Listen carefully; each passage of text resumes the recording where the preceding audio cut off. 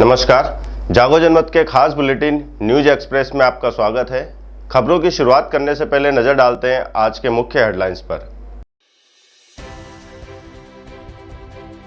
तेज रफ्तार बस ने बाइक सवार को लिया चपेट में।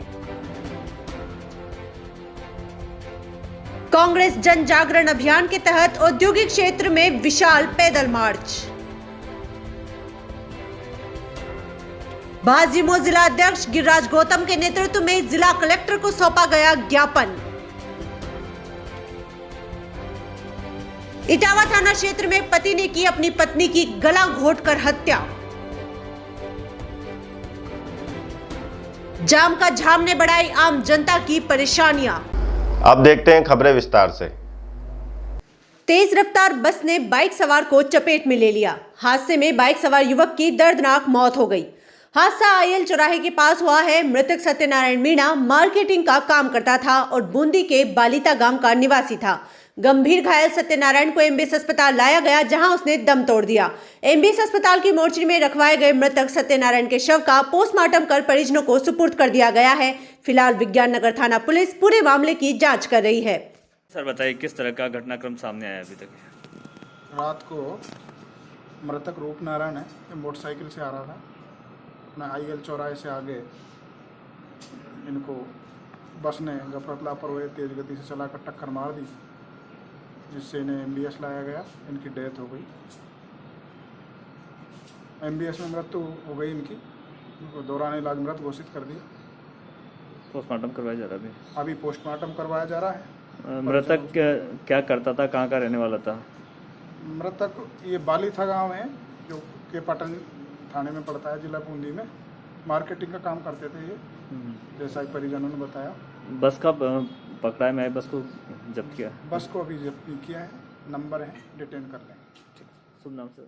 नवल किशोर। कांग्रेस जन जागरण अभियान के तहत औद्योगिक क्षेत्र में विशाल पैदल मार्च निकालकर आमजन को बढ़ती महंगाई को लेकर किया गया जागरूक। पैदल मार्च का रास्ते में जगह जगह आमजन द्वारा फूल मालाओं से किया गया स्वागत। युवा कांग्रेस राष्ट्रीय सचिव विजय सिंह राजू ने बताया कि कोटा शहर कांग्रेस कमेटी जिला अध्यक्ष रविंद्र त्यागी जी के दिशा निर्देश पर युवा कांग्रेस साथियों औद्योगिक क्षेत्र के कांग्रेस जनों ने गोविंद नगर सामुदायिक भवन 2nd फ्लोर चौराहे तक पैदल मार्च निकालकर आमजन को बढ़ती महंगाई को लेकर जागरूक किया और केंद्र सरकार की असफल कार्यकाल के बारे में बताया। पैदल मार्च प्रेमनगर चौराहा एसएफ चौराहे से होता हुआ कंसुआ चौराहे तक पहुंचा। पैदल मार्च में मुख्य रूप से कोटा शहर कांग्रेस कमेटी अध्यक्ष श्री रविंद्र त्यागी जी उपस्थित रहे। पैदल मार्च का रास्ते में जगह जगह आमजन द्वारा फूल मालाओं से स्वागत किया गया। कंसुआ चौराहे पर पैदल यात्रा पहुंचने पर कोटा शहर कांग्रेस अध्यक्ष रविंद्र सिंह त्यागी जी ने अपने संबोधन में कहा कि जब से केंद्र में भाजपा की सरकार बनी है, तब से लेकर आज तक अगर किसी का विकास हुआ है तो उस विकास का नाम है महंगाई, उस विकास का नाम है अंबानी और अडानी। त्यागी ने कहा कि आज लोग रोज बढ़ती पेट्रोल डीजल की कीमतों, रोजमर्रा की जरूरत की सामग्रियों की कीमतों के लगातार बढ़ने से परेशान हो गए हैं और इसका असर राजस्थान में हुए दोनों उपचुनाव में देखा गया। जनता ने भाजपा के प्रत्याशियों की जमानत जब्त करवा दी। युवा कांग्रेस राष्ट्रीय सचिव विजय सिंह राजू ने अपने संबोधन में कहा कि केंद्र सरकार की गलत नीतियों के चलते हर रोज महंगाई बढ़ रही है और हर रोज युवा बेरोजगार हो रहे हैं। जो सपने भाजपा ने सत्ता में आने के लिए लोगों को दिखाए थे, आज 7 साल बाद भी उनमें से एक भी वादा पूरा नहीं किया गया है। अगर उन्होंने कोई वादा पूरा किया है तो वो वादा उन्होंने अपने मित्र अडानी और अंबानी के व्यापार में बढ़ोतरी करने का पूरा किया है। लगातार वो आम जनता को धोखा देकर अपने दोस्तों को मुनाफा पहुंचाने का काम कर रहे हैं। सेवरित पार्षद संजय यादव ने कहा कि पूरे कोटा शहर में जगह जगह जिला अध्यक्ष त्यागी जी के नेतृत्व में आमजन की बढ़ती महंगाई को लेकर जागरूक का कार्य कांग्रेस द्वारा किया गया है। यादव ने कहा कि ये केंद्र की सरकार अभी तक पूरी विफल है और जब से सत्ता में आई है तब से आमजन और युवाओं को छलने का कार्य कर रही है। लगातार महंगाई बढ़ती जा रही है। आमजन को इस बढ़ती महंगाई का सामना करना पड़ रहा है। जन जागरण पैदल अभियान को कम से कम चौराहे पर कोटा दक्षिण नगर निगम उप महापौर पवन मीणा से भी कई कांग्रेस नेताओं ने संबोधित किया। कार्यक्रम में मुख्य रूप से पार्षद फतेह बहादुर सिंह, पार्षद सपना बुढ़, पार्षद सुशील त्रिपाठी, पार्षद योगेंद्र सिंह राजावत, पार्षद लेखराज योगी, पार्षद मीना कैथूर नगर पालिका वाइस चेयरमैन हरिओम पुरी, पार्षद नरेंद्र मेघवाल, पार्षद भीमसेन, पार्षद प्रत्याशी अनिल वर्मा, युवा कांग्रेस लाडपुरा विधानसभा अध्यक्ष देशराज चौधरी, युवा कांग्रेस नेता विनोद खटीक, बंटी, रईस खान, हकीम जय भगवान, सुदामा जी, चेतन सोलंकी, रफीक भाई बॉम्बे योजना, नईम भाई, सलीम प्रेम नगर, संदीप एरवाल, सूरज लुहार, हाजी सरफुद्दीन, नौशाद सेठी, निखिल गर्ग, रामभजन वाल्मीकि, रोहन वाल्मीकि, विष्णु सिंह, राकेश खटीक, यशपाल यादव, कालू खटीक समेत सैकड़ों युवा कांग्रेस साथी इसमें मौजूद रहे।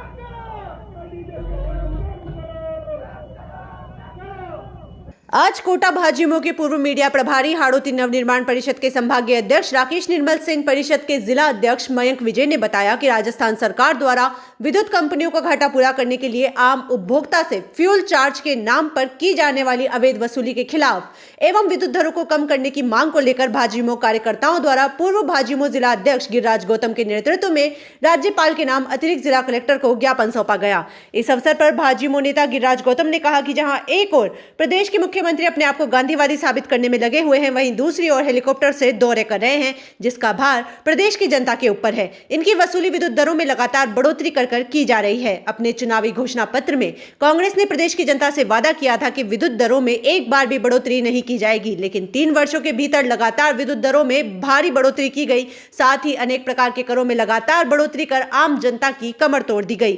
गिरिराज गौतम ने कहा कि राजस्थान में देश की सबसे महंगी बिजली दी जा रही है, जहां एक और पेट्रोल और डीजल में आम जनता की मांग के अनुसार कमी नहीं की गई, बल्कि उससे पहले फ्यूल सरचार्ज के नाम पर 33 पैसे प्रति यूनिट बढ़ाकर आम उपभोक्ता को करंट दे दिया। आने वाले दिनों में आम उपभोक्ता को 300 से लेकर 800 तक का अतिरिक्त बोझ उठाना पड़ेगा। इससे साबित होता है कि राजस्थान की सरकार केवल अपने आप को बचाने के लिए 5 सितारा और सितारा होटलों का खर्च वहन कर सकती है, लेकिन आम जनता को राहत पहुंचाने के लिए, मूलभूत सुविधाएं पूरी करने के लिए खजाना खाली होने का ढोंग करती है। जहां एक और वर्तमान में प्रदेश की जनता मूलभूत सुविधाओं के लिए संघर्ष कर रही है, वहीं राजस्थान में केवल सत्ता बचाने का खेल चल रहा है। राजस्थान का युवा रोजगार के लिए दर-दर भटक रहा है, परंतु राजस्थान सरकार अपनी अपनी कुर्सी बचाने में व्यस्त है। गिरिराज गौतम ने कहा कि भाजपा के युवा कार्यकर्ता आम जनता की लड़ाई को सड़कों पर लड़ेगा। अगर जल्द ही विद्युत दरों में कमी नहीं की गई तो मंडल स्तर पर स्थित विद्युत कार्यालयों पर प्रदर्शन किए जाएंगे। साथ ही आम जनता को राजस्थान सरकार की जन विरोधी नीतियों से भी अवगत करवाया जाएगा। प्रतिनिधि मंडल में परिषद के अध्यक्ष मयंक विजय, महामंत्री रोहित शुक्ला, उपाध्यक्ष अजय मेघवाल, दिनेश पंडित, पूर्व भाजयुमो मंडल अध्यक्ष मनीष शर्मा, उपाध्यक्ष मोनू पांचाल, मंडल अध्यक्ष शुभम सैनी, सुनील मीणा, विष्णु कुशवाहा, चेतन उमेश सहित आदि युवा साथी उपस्थित रहे। राजस्थान सरकार जिस प्रकार से प्रदेश की जनता को लगातार धोखे पर धोखे दे रही है, एक और तो जहां पेट्रोल डीजल पर जिस मात्रा में दरें कम करनी थी वो कम नहीं करी, दूसरा राजस्थान के उपभोक्ता को झटका देने के लिए बिजली के बिलों पर 33 पैसे फ्यूल सरचार्ज पर यूनिट बढ़ा दिया। इससे प्रदेश की जनता को हर बिल में 300 से 800 रुपये का अतिरिक्त बोझ उठाना पड़ेगा। राजस्थान सरकार ने चुनावी घोषणा पत्र में ये वादा किया था कि 5 सालों में एक बार भी बिजली की रेट नहीं बढ़ाई जाएगी, लेकिन हम देख रहे हैं पिछले 3 सालों के अंदर कई बार विद्युत की दरें बढ़ाई गई, चाहे वो फ्यूल चार्ज हो, चाहे सरचार्ज हो या अन्य करों के मामले में हो। लगातार प्रदेश की जनता बिजली के करंट भुगत रही है। आज राजस्थान के अंदर पूरे देश में सबसे महंगी बिजली, सबसे महंगा पेट्रोल, सबसे महंगा डीजल दिया जा रहा है। भारत में मिर्गी लाइलाज नहीं है, लेकिन लोगों में जागरूकता का अभाव है। कहते हैं मिर्गी रोग सिर दर्द के बाद मस्तिष्क की दूसरी बीमारी है। डीजीएमसी कोटा ने बताया कि इस रोग का उल्लेख प्राचीन काल में भी मिलता है। जायसवाल न्यूरो हॉस्पिटल इंस्टीट्यूट के निदेशक डॉक्टर संजय जायसवाल के अनुसार जागरूकता पैदा करने के लिए प्रतिवर्ष राष्ट्रीय मिर्गी दिवस मनाया जाता है। ये एक रोग है जिसे होने वाले दौरे या दौरा पड़ने से पहचाना जाता है। व्यक्ति को न्यूरॉन्स यानी कि मस्तिष्क की कोशिकाओं में अचानक असामान्य विद्युत संचार होने के कारण दौरा पड़ता है। परिणाम स्वरूप व्यक्ति मूर्छित हो जाता है। ये बीमारी किसी भी उम्र के व्यक्ति को प्रभावित कर सकती है तथा इस रोग से पीड़ित हर उम्र के व्यक्ति की परेशानियां अलग अलग हो सकती है। विश्व में करीब 5 करोड़ और भारत में प्रतिवर्ष 10 लाख रोगी इस रोग का शिकार होते हैं। प्रतिवर्ष 50 लाख नए मामले खुद ही जुड़ जाते हैं। भारत में लगभग 1 करोड़ लोग इससे पीड़ित हैं। प्रतिवर्ष 10 लाख नए लोग मिर्गी रोग के होते हैं। 1000 में से 4 से 10 लोगों को ये रोग होता है और भारत में यही आंकड़ा 1000 में से 8 से 9 लोगों का है। प्रति 1000 पर 11 नए व्यक्ति रोगी होते हैं। विकसित देश के मुकाबले भारत में नए रोगों की संख्या दुगनी है। भारत में प्रतिवर्ष लगभग 10 लाख नए लोग मिर्गी रोग का शिकार होते हैं। सामान्य आबादी में 200 में से 1 व्यक्ति को मिर्गी की बीमारी होती है। मिर्गी रोग के 80% मामले विकासशील और अविकसित देशों में पाए जाते हैं। 70 से 80% रोगी इस बीमारी का इलाज नहीं करा पाते और 50 से 60% रोगी बीमार होने के 4 से 5 वर्षों बाद इलाज कराते हैं। समुचित इलाज लेने पर 70 से 80% रोगी बीमारी से रोग मुक्त हो जाते हैं और सामान्य जीवन जी सकते हैं। भारत में मिर्गी के 40% मामले दूषित सलाद व अधपका मांस खाने से होते हैं। हाड़ौती में भी 40 से 50% मामले न्यूरोसिस्टिकोसिस के पाए जाते हैं। 50 मामले अस्वस्थता या युवावस्था में शुरू होते हैं। भारत में न्यूरोकोस्टिसिस से पीड़ित इसके 95% रोगी शाकाहारी लोग ही होते हैं। करना, ये बीमारी होने के बाद देवी देवताओं के पास जाना, वही कार्य करना, इलाज न कराना, उन सब चीज़ों को दूर करना है। पूरे विश्व में लगभग 5 करोड़ लोग इस बीमारी से पीड़ित हैं और प्रतिवर्ष विश्व में लगभग 50 लाख लोग बीमारी से नए पीड़ित हो जाते हैं। भारत में लगभग 1 करोड़ लोगों को मिर्गी की बीमारी होती है और हर वर्ष 10 लाख नए लोग जुड़ जाते हैं। इससे आप लोग अंदाजा लगा सकते हैं कि कितनी ज़्यादा संख्या में बीमारी होती है। बीमारी के यदि हम प्रकार देखें कि मिर्गी जो दौरे पड़ते हैं, एक दौरा है जिसमें कि रोगी हाथ पैर कंपन होता है, मुंह में झाग आती है, आंखें उलट जाती हैं, ये एक प्रकार का दौरा है। रोगी और उसके परिजन अपने आप में किसी प्रकार का भय महसूस न करें और पूरा ट्रीटमेंट करवाएं और समाज में भी ऐसा संदेश नहीं जाए कि हमारे परिवार में किसी को एपिलेप्सी की बीमारी है तो उसके परिजन या उसके रोगी के साथ में एक अलग प्रकार का व्यवहार किया जाए।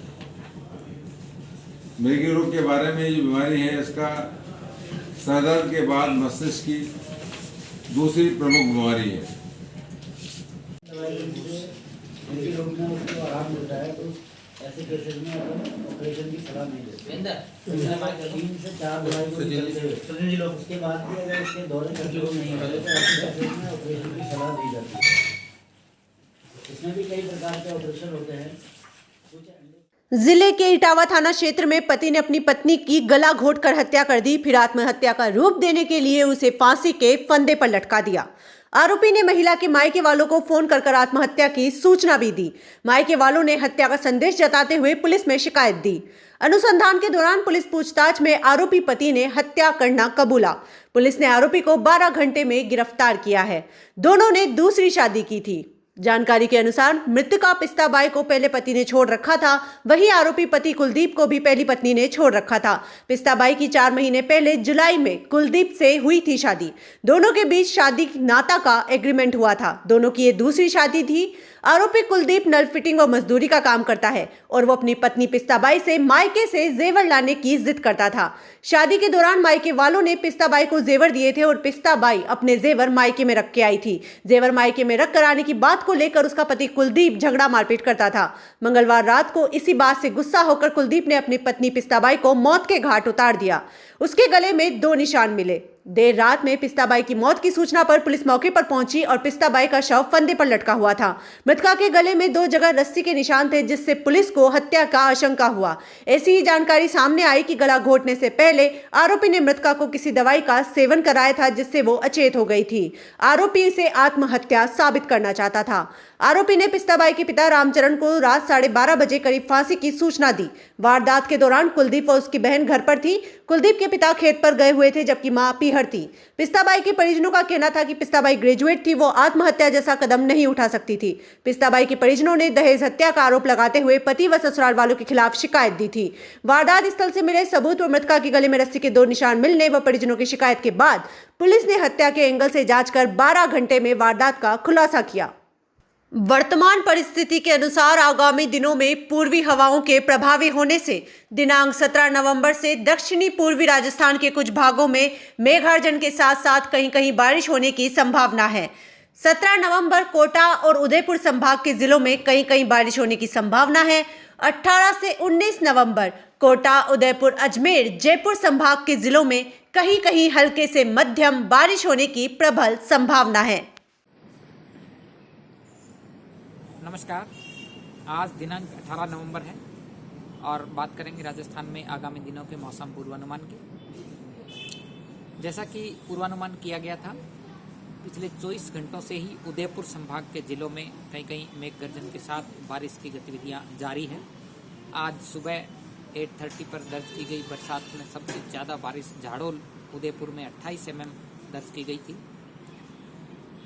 फिलहाल जो बारिश का सिस्टम बना हुआ है उसका असर अभी भी अगले 2 दिनों के दौरान यानी 18 और 19 नवंबर को साउथ और साउथ ईस्ट राजस्थान के जिलों में बना रहेगा।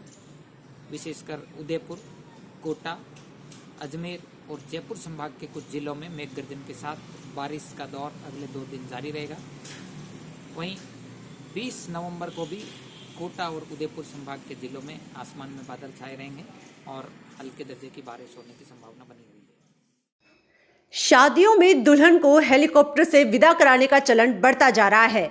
मथुरा जनपद के नोहझील क्षेत्र के गांव छिनपारई में बुधवार को जब एक युवक अपनी दुल्हन को हेलीकॉप्टर से विदा कराकर लाया तो उसे देखने वालों का हुजूम इकट्ठा हो गया। हेलीकॉप्टर के लिए गांव में हेलीपैड भी बनाया गया। प्राप्त जानकारी के अनुसार नोहझील क्षेत्र के गांव छिनपारई निवासी मेजर विजेंद्र सिंह अपने पुत्र व पुत्रवधू को गाजियाबाद से शादी के बाद हेलीकॉप्टर से गांव छिनपारई लेकर पहुंचे।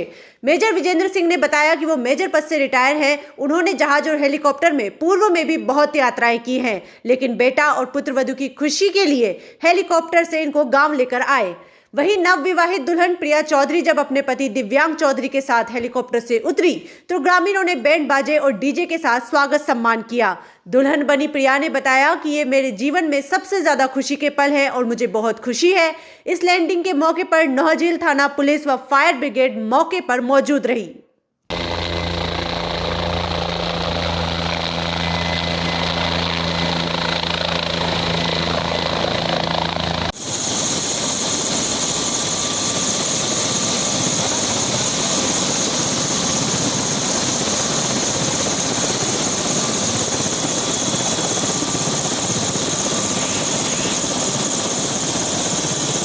कभी नहीं सोचा था कि मेरे इन-लॉज मुझे हेलीकॉप्टर में लेके आएंगे और मैं अपने आप को बहुत ही लकी गर्ल मानती हूँ और बहुत ही लकी ब्राइडल मानती हूँ कि मेरे इन-लॉज मुझे हेलीकॉप्टर में लेके आए हैं। और हर किसी लड़की का सपना होता है कि उनके इन-लॉज उनको हेलीकॉप्टर से विदाई करें। जो आपका स्वागत में यहाँ ये लोग महिला पुरुष जो खड़े हैं, तो आपको कैसा महसूस हो रहा है इसको देखकर? सर, मुझे बहुत ही अच्छा लग रहा है। मतलब मैंने कभी नहीं सोचा था, कभी ड्रीम भी नहीं देखा था कि इस तरह से ससुराल में मेरा वेलकम होगा। मेरे लिए बहुत यादगार रहेगी। एक्चुअली क्या है, मेरे पिताजी की दिली इच्छा थी कि मेरी वाइफ भी आए तो वो हेलीकॉप्टर से ही आए। ना इस क्षेत्र में ऐसा किसी ने किया, ना अभी तक हुआ है, और उनकी इच्छा थी। तो आज मेरी कल शादी थी और आज मैं अपनी वाइफ को लेकर हेलीकॉप्टर से आया। इच्छा थी, हेलीकॉप्टर मेरे लिए तो कोई बड़ी बात नहीं थी जी। बच्चों ने कहा एक बार तो प्रोग्राम मिस ही होने वाला था जी। परमिशन गाजियाबाद से नहीं मिली जी, तो प्रयास करके परमिशन मिल गई और बच्चों जाम का झाम ने बढ़ाई आम जनता की परेशानियां। मामला गोवर्धन कस्बे के अंतर्गत दान घाटी मंदिर से लेकर डी गड्ढा चौराहे तक का है, जहां प्रशासन की चलती लापरवाही के कारण आए दिन जाम की स्थिति बनी हुई दिखाई देती रहती है, मगर प्रशासन है कि अपनी कुंभकर्णीय नींद से जगने का नाम नहीं ले रहा।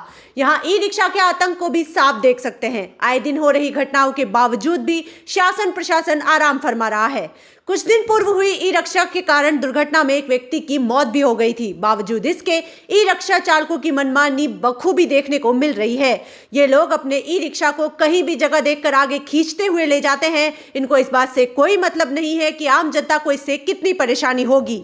ये लोग गोवर्धन में लगने वाले जाम की मुख्य वजह भी बताए जा रहे हैं। अब देखते हैं कि प्रशासन अवैध रूप से चल रहे ई रिक्शा के ऊपर कोई कार्यवाही करता है या नहीं। क्या नाम है आपका?